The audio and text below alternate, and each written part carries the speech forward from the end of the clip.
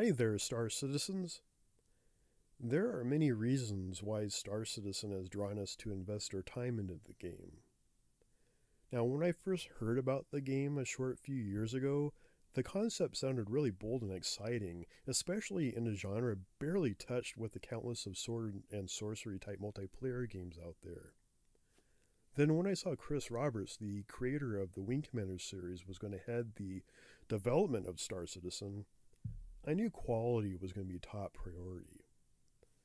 However, it was far from any progression, and with me being occupied with other games I was playing and working on my music projects, Star Citizen ended up being more of an afterthought to check up from time to time.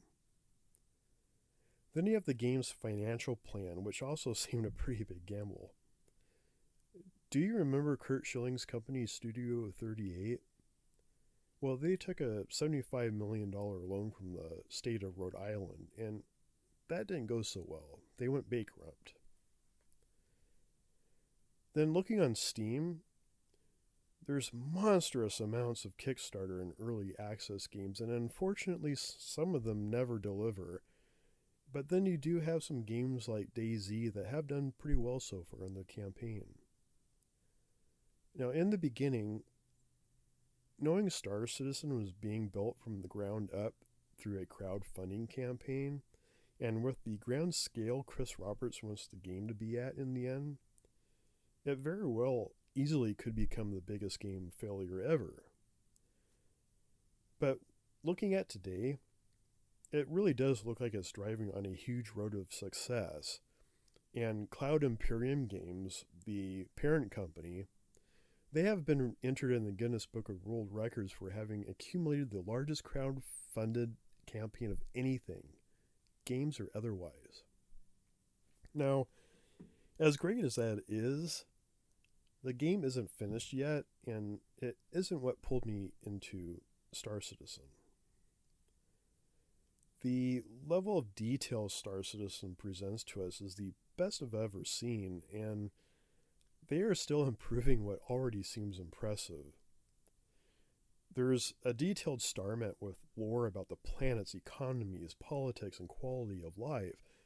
We get a glimpse of what cities will be like when we roam around Arcorp. Just being in a spaceport is striking on its own. Then you have the ships. So many of them with so many uses. The amount of detail and work put into them is astounding. The massive environments that are being developed will be like nothing we've seen before. And being able to do so much by yourself or with your friends is mind-blowing. Now, with all that still wasn't the decisive factor. What it came down to was the interaction from CIG to their fans. Now, the standard with the majority of game makers is having a website with a few videos posted of gameplay, a cinematic or two, and then a list of description of classes and races and a categorized forum for people to discuss the game. Now, even juggernaut companies like Blizzard still uses this format for the games and expansions. What blew me away with CIG is the scope of ways they present information to their fans. Sure, they got the forums, they got some gameplay videos, but what separates CIG from the rest is they put out weekly shows, and they're quality shows. You have Around the Verse. They discuss ongoing development of the game, and they have interviews with those involved of all levels.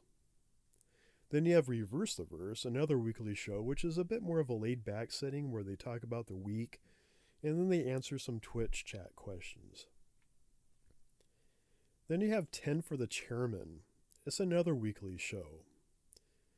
There's 10 questions from subscribers that are picked for Chris Roberts himself, and he'll answer them, and often in great length. And then you have 10 for the developers, which is a similar format with 10 for the Chairman, and the list goes on what they broadcast for the fans. Now, It's easy to say they should be doing something like this for the amount of funding they have acquired. But, they didn't have to, at least not at the span they have done so far. You can tell there is passion behind the making of these broadcasts. It's the impression I got when I finally got to watch their broadcast for the first time this past year. That was the moment I became a Star Citizen. What was your main reason for joining Star Citizen? Let me know in the comments below. Well, that's all for now. Thanks for listening. Take care, guys.